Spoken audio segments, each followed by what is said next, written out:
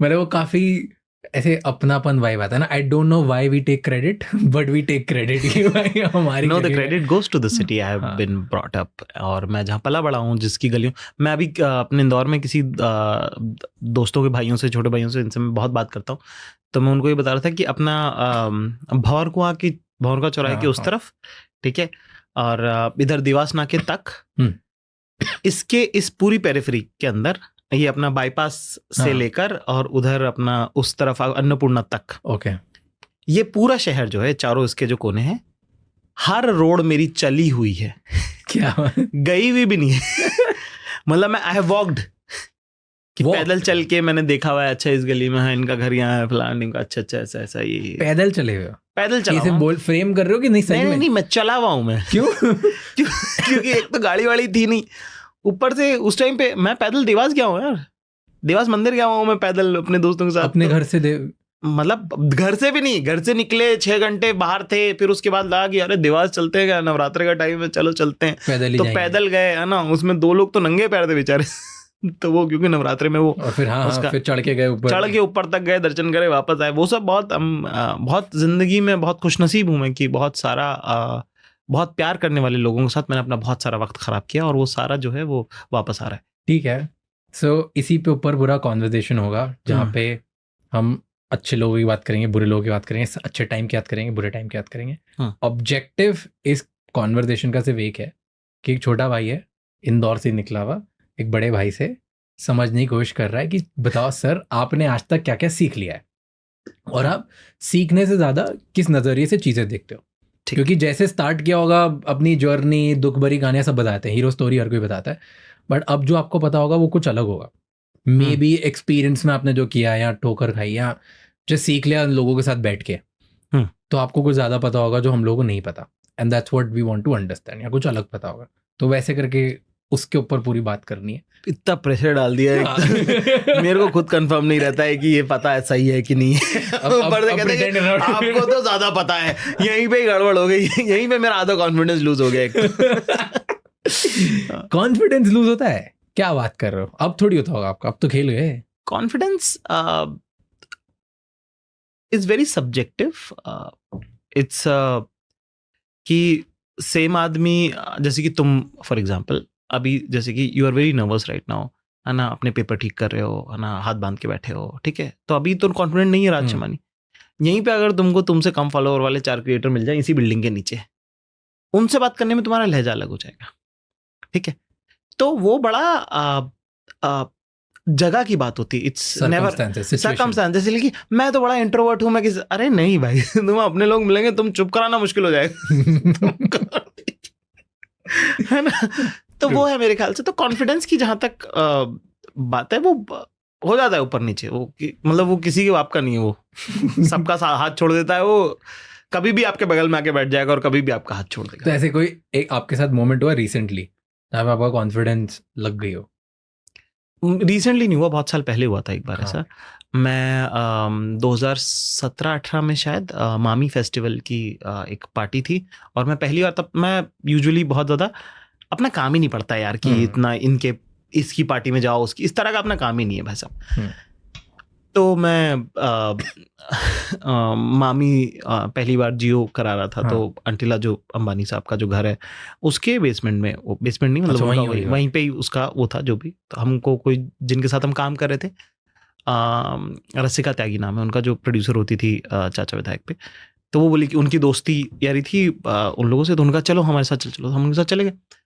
वहाँ पे हमने देखा एक साथ इतने सारे सुंदर लोग बहुत अच्छे कपड़े में, और हम तो ऐसे ही कैजुअल से ही चले गए थे. तो बड़ा उस टाइम पे वो लगा. पर मैंने जब देखा ध्यान से, तो मुझे समझ में कि वो सारे सुंदर लोग इतने इनसिक्योरिटी की स्पेस में हैं अभी इस वक्त, क्योंकि वो भी अपने काम के सिलसिले में आए हैं ना यहाँ पे, कि वो खुद उस गुंतारे में लगे हुए हैं कि कोई देख ले, कोई नोटिस कर ले, कोई काम का मिल जाए, सब वो सब ठीक लग रहे हैं, नहीं लग रहे हैं. क्योंकि सुंदर कपड़े बहुत अजीब अजीब होते हैं, ठीक है. उसके अंदर कोई भी कंफर्टेबल नहीं होता, ठीक है. वो लगते सुंदर है फोटो में, उसके अलावा उसका कोई यूटिलिटी नहीं. तो वो भी थोड़ा सा है कि ये खसक तो नहीं रहा, यहाँ से तो नहीं आ रहा, ऊपर नीचे तो नहीं हो रहा, ओ इससे वो क्यों बात कर रहा है, उससे. वहां पे इतनी इनसिक्योरिटी थी कि मैंने कहा यार इससे तो कॉन्फिडेंट ही हूं मैं. मुझे लगा था मैं इनसिक्योर फील कर रहा हूँ, वो तो 10x वहाँ का एनर्जी 10x था। उस दिन जब से मुझे रियलाइज हुआ तब से मैं बड़ा खुश रहता हूँ। मैं बस देखता हूँ लोगों को पार्टियों में जाके कि अरे अच्छा अरे यार तो बस वही एक दिन था, तब से अपना खुल गया शहर ये। रॉयल एल्बर्ट हॉल लंदन, आप पहले हिंदुस्तानी बने जो उधर गए और हिंदी में आपने शो किया जी। एंड फुल था वो हाउसफुल था। मतलब खैर तो कोई बड़ी बात नहीं है, क्योंकि वो जगह पिछले 150 सालों से एग्जिस्ट करती है, तो वहाँ पे बहुत लोगों ने परफॉर्म किया है। हिंदुस्तान से बहुत लोगों ने परफॉर्म किया है वहाँ पे। लता जी ने वहाँ पे परफॉर्म किया है। मेरे वालिद साहब, क्योंकि मैं म्यूजिक के कल्चर से आता हूँ, मेरा संस्कार वो वाला है, इन क्लासिकल फैमिली से मैं आता हूँ, तो मेरे वालिद साहब ने मुझे बताया था कि जिस भी कैसेट सीडी पे अगर रॉयल एल्बर्ट हॉल लिखा हो तो मानना है कि वो उस आर्टिस्ट का सबसे अच्छा परफॉर्मेंस होगा, कि अगर वो वहाँ जाके उन्होंने हल्का माल नहीं दिया है वहाँ, कि अगर रॉयल एल्बर्ट हॉल में तो टॉप क्लास है। तो उस जगह का नाम मेरे जहन में यहाँ से शुरू होता है। ठीक है। एज ए कमेडियन मैं एशिया का पहला कमेडियन बना जो वहाँ पे गया। हिंदी में करना वो अपने आप में एक बड़ी बात है, क्योंकि बड़े वो लोग का थोड़ा सा है कि कौन है, क्या है, क्यों करना है हिंदी में, ये वो का बिकेगा नहीं बिकेगा वो सब। आई वॉज वेरी लकी कि मुझे ये अपॉर्चुनिटी मिली, क्योंकि उसके ठीक पहले मार्च में इसी साल, अक्टूबर में ये था, अक्टूबर 8 को, मार्च में मैं कुछ 12-13 दिन लंदन में था और मैं 3000 टिकट, ऑलमोस्ट 2500-3000 टिकट्स बेच के आया था। तो बैक टू बैक जाना वो एक थोड़ा सा था। फिर मुझे लगा कि क्या पता दोबारा मौका मिलेगा कि नहीं मिलेगा। फिर इंडिया का मैच भी था उस दिन, ऑस्ट्रेलिया के साथ वर्ल्ड कप का पहला, ठीक है। तो वो भी अनाउंस हो गया था। फिर मुझे लगा करना है नहीं करना है, कर सकते हैं नहीं कर सकते। फिर मुझे लगा कि यार नाम ऐसी चीज़ है ना साहब, ऊपर वाले ने आपको दिया है, ठीक है ना, आपका तो कुछ किया हुआ नहीं था, आपने वीडियो अपलोड किया और वो चल गया, ये इतना ही है इसमें, ठीक है ना। आप नहीं चलता तो दोबारा और अपलोड करते, है ना, वो भी नहीं चलते, करते ही रहते, अभी भी करते हैं, है ना, अभी भी कर ही रहे हैं, है ना, काम तो आप कर ही रहे हो। जब तक ये है तब तक जितना हो सकता है उतना करने की कोशिश करूंगा मैं। मेरे भाई मुझसे पूछते कि अरे भाई आप इतना क्यों काम कर रहे हो फलान ढिमका। मैंने कहा कि साहब ऊपर वाले ने मुझे ये मकबूलियत देके मुझे अगर 100 रुपये दिए तो जब ये जाए तो मैं उसे 1000 रुपये करके वापस करूँ मैं, ठीक है। तो मुझे लगा कि रॉयल एल्बर्ट हॉल कर लेना चाहिए, रिस्क है, लेंगे, खाली भी होगा तो हमने किया था और क्या, है ना। वो एक हम तो गए थे, हम तो गए थे, हम कर आए भाई का, है ना, कि क्यों डरे कि कुछ नहीं होगा, कुछ ना होगा तो तजुर्बा होगा, है ना। सही। तो उस शेर है, मेरा लिखा हुआ नहीं है ये, किसी बहुत अच्छे शायर, मेरे ख्याल से शायद राहत साहब का है, मुझे कंफर्म नहीं है, आप लोग कमेंट में बता दीजिएगा। तो उस माइंडसेट के साथ हमने हाँ कर दी। पता नहीं यार, पर वो बिग या हमने वहाँ पे, वहाँ के जो प्रमोटर्स थे उन्होंने यार बड़ा होर्डिंग लगवाया यार वहाँ पे, मतलब वहाँ का लेस्टर स्क्वायर, जो भी उसका नाम है यार, ठीक है ना, लेस्टर स्क्वायर, लेस्टर जो भी उसका नाम है, वहाँ पे साहब होर्डिंग वोर्डिंग लगा, ये सब हमको तो बड़ा, हमको बहुत मौज आती है सब, हम देखते हैं। 3 जगह होर्डिंग लगाया साहब, ठीक है। एक मेरा जो पैतृक गाँव है राजस्थान में, वहाँ पे जो मेरे फोर फादर्स जहाँ से आते हैं, वहाँ पे इंदौर में रिगल चौराहा, मैं ना प्लानट प्रेसिडेंट नाम के होटल में काम करता था। प्लानट पे, हाँ। मैं सितार बजाता था वहाँ पे रेस्टोरेंट में, अब उसका नाम लेमन ट्री है ना, ठीक है। तो मैं 10th 11th 12th first year second year 1 2 3 4 5 साल मैंने वहाँ पे, बीच का 1 साल का गैप था, और ऑलमोस्ट 4 साल मैंने वहाँ पे प्लानट प्रेसिडेंट में, मैं रेस्टोरेंट में, मैं म्यूजिक का कॉन्ट्रैक्ट मेरे पास था। तो वो तो रात को 11:30-12 बजे आप आ रहे हो तो शेयर ऑटो लेके जाना है, तो वहाँ पे मैं 4 साल उस चौराहे पे खड़ा रहा। उस चौराहे पे जब होर्डिंग लगा इंदौर का, जब शो किया, तो वो बहुत मेरे लिए प्राइसलेस मोमेंट था। प्राइसलेस भी नहीं है, एक लोग जब सक्सेस के बारे में बात करते हैं ना तो उनको ऐसा लगता है कि एक दिन ऐसा आया और सब पलट गया। वो एक दिन नहीं है, वो बहुत साल है उसमें, और वो बहुत थका, इट्स अ रेट्रोस्पेक्टिव फीलिंग कि पलट के देखोगे तो लगेगा कि हाँ सही हो गया था। और ना वो फिल्म थोड़ी है, जिंदगी तो जिंदगी है ना, फिल्म में बदलता है एक दिन में। फिल्म में होता है जब आप किसी को बोलते हो कि तुमने मेरे साथ गलत किया और वो तुमसे पलट के माफी मांगता है। असल जिंदगी में जब कोई आपसे गलत करता है आपके साथ, तो वो बस उसका एहसास होता है और वो ओवर द ईयर्स उसके बिहेवियर में रिफ्लेक्ट करता है कि उसको अपनी गलती का एहसास है। पर उस वक्त तो नहीं हो पाता ना। ऐसी सक्सेस का भी उस वक्त का भी फील नहीं होगा आपको बाद में लगेगा कि हाँ यार ये है। उसी तरह की फीलिंग रॉयल एल्बर्ट हॉल करके हमको आई कि जब हो रहा था तब तो हमको लगा था भाई शो करना है, शो है।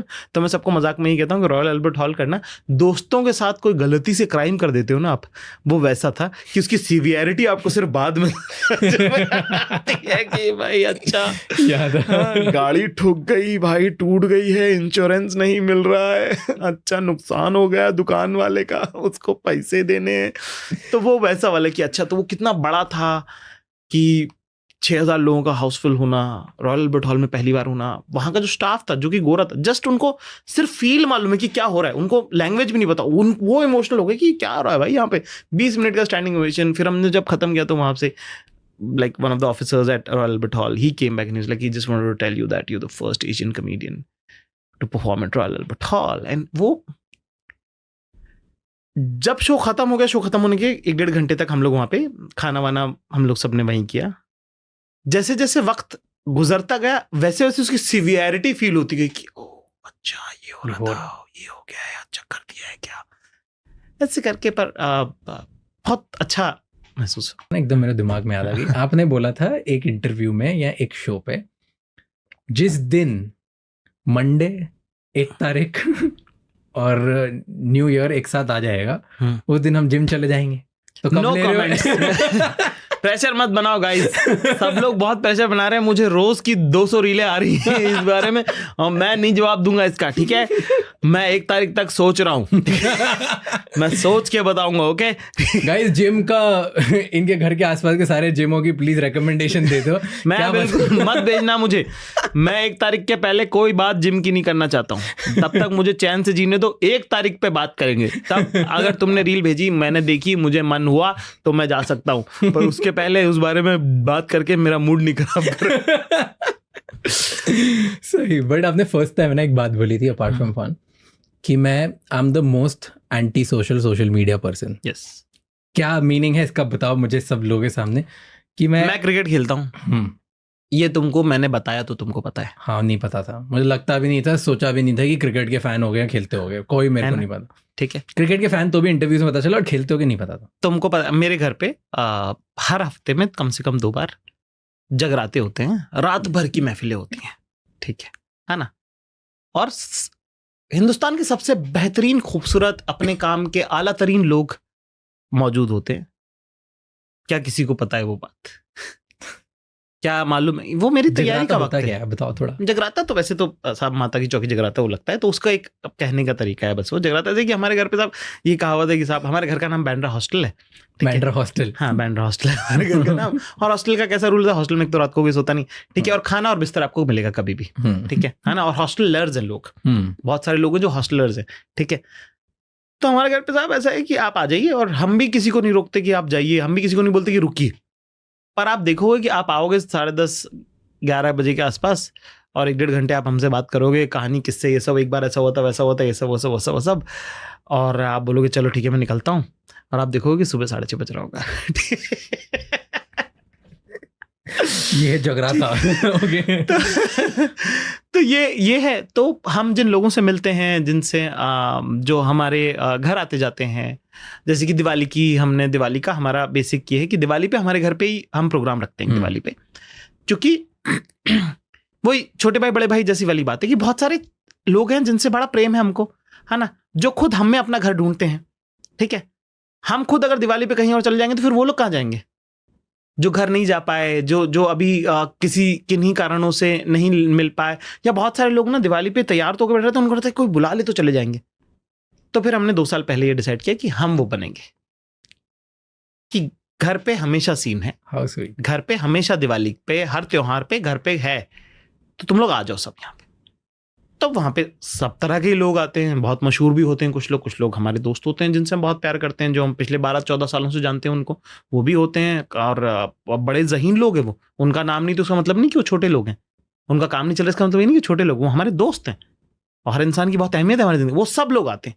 तो अभी किसी ने बोला कि अरे नीचे फोटोग्राफर बुला लेनी चाहिए थी आपकी पार्टी। मैंने कहा नहीं चाहिए भाई, घर है, घर आ रहा, घर आता है आदमी थोड़ी फोटो खिंचवाना चाहता है ना, वो मेरा नहीं उनका भी घर है। तो हम उस तरह की माइंडसेट से अभी हम रहते हैं, कल को बदल जाए तो भाई मेरी गारंटी, ठीक है ना। तो उस तरह के माइंडसेट से हम अभी रहते हैं और हमको सुंदर लगता है, हमको पसंद है, वो अच्छा लगता है मेरे को वैसा। तो इसलिए भी और मेरे लाइफ में क्या होता है, ये किसी को मतलब मुझे लगता ही नहीं कि ज़रूरी है बताना, मैं यहाँ जा रहा हूँ, मैंने कभी नहीं डाला, सॉरी गाइज मैं 4 दिन तक कुछ मैं कंटेंट नहीं डाल पाया, उसके लिए मुझे मैं 2018 में नवंबर में मेरा स्पेशल आया था, उसके बाद 2020 में 4 साल, खैर कोविड भी बीच में हो गया, पर 4 साल बाद मैंने नहीं डाला, सॉरी गाइज मेरा स्पेशल आने में लेट हो गया, अभी 1 साल में आ रहा है दोबारा मनपसंद, तो मैं ये भी नहीं किया कि गाइज आपको पता है कि आप कितने मेरा काम है, मैं करता हूँ, उन तक पहुंचता है, वो बहुत अच्छी बात है। They are interested in the things I do, things I learn, come process them and then come out and say कि यार मुझे अभी मैंने ये सीखा है, ये हुआ है, ठीक है। तो मैं उसी संस्कार से रहता हूं, तो इसीलिए मैं ये बात कहता हूं कि I am the most unsocial social media person. I want to be a storyteller, that's all I have ever dreamed of, all I want to do is that. मेरे को ना टीचर बनना है एक टाइम पे, and I think stories बहुत सही तरीका होता है तुम किसी को कुछ भी पढ़ाने के लिए, और वो कुछ भी हो सकता है, it can be subject matter, it can be advice, it can be relationship किसी को। तो आप भी, मुझे लगता है आप स्टोरी टेलर हो बहुत strong, more than a comedian. तो स्टोरी टेलर, और आपने कल एक बात बोली कि दुनिया को स्टोरी टेलिंग की वैल्यू नहीं पता। हाँ, नहीं पता उनको, राइट। उनको लगता नहीं है कि स्टोरी टेलिंग एक ऐसी स्किल है जो अगर सीख ली तो उसके कितने फायदे होंगे। Something on those ground you said, maybe I'm reframing it wrong. नहीं बिल्कुल कहा तो यही बात कही थी, ऐसे नहीं कही थी, पर कही तो यही बात। हाँ, तो क्यों ऐसा बोला आपने, क्यों? मुझे लगता है लोगों को पता है स्टोरी टेलिंग जरूरी है, नहीं पता है लोगों को। स्टोरी टेलिंग में लोगों को लगता है कि कहानी सुनाना स्टोरी टेलिंग होता है। Okay, story telling is art of conversation. क्या होता है स्टोरी टेलिंग? डीप में बताओ, इलैबोरेट। अब स्टोरी टेलिंग 2 हिस्से होते हैं। मैं कॉमिक्स्थान में मैंने ये बात कही थी कि कहानी और किस्सा अलग अलग होता है ना। कहानी होती है साहब कि मैंने ज़िंदगी कैसी जी, राज निकले इंदौर से और उन्होंने बम्बई में कैसे चीज़ें अचीव करी और पॉडकास्ट शुरू किया, और ये है कहानी है। किस्सा है कल जब हम मिले क्रिकेट पे, है ना। ये 2 हिस्से हैं स्टोरी टेलिंग के, ठीक है। कहानी एंड किस्सा, कहानी और किस्सा। जब बात स्टोरी टेलिंग की आती है तो स्टोरी टेलिंग का जो यूटिलिटी है उसकी, वो हर कदम पे पड़ेगी तुमको।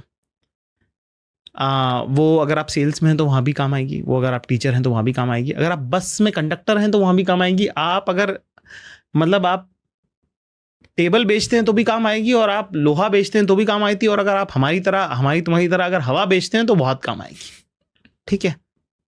People remember people by the quality of conversation they had, कि फलाने से मिलके बहुत अच्छा लगा था। कैसे लगता है अच्छा? क्या है अच्छा लगना? अच्छा कैसे और क्यों लगता है? उसने क्या कहा?